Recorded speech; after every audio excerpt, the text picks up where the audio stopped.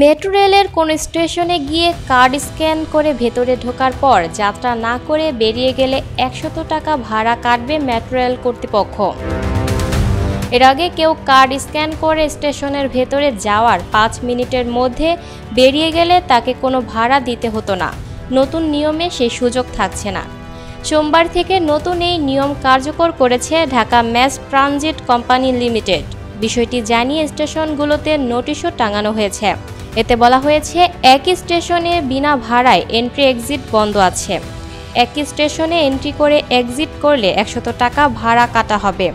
এই নতুন নিয়মে ক্ষোভ প্রকাশ করে অনেক যাত্রী বলেন, কেউ যদি হঠাৎ অসুস্থ হয়ে যায় বা জরুরি প্রয়োজনে স্টেশন থেকে বেরিয়ে আসেন, তবুও ১০০ টাকা ভাড়া কাটা অন্যায়। তাদের দাবি, ভাড়া ফাঁকি ঠেকাতে ন্যূনতম ভাড়া কাটা যেতে পারে, কিন্তু সবার ক্ষেত্রে সমানভাবে ১০০ টাকা কাটা অযৌক্তিক সিদ্ধান্ত। Lucky Akter, people voice television, Dhaka.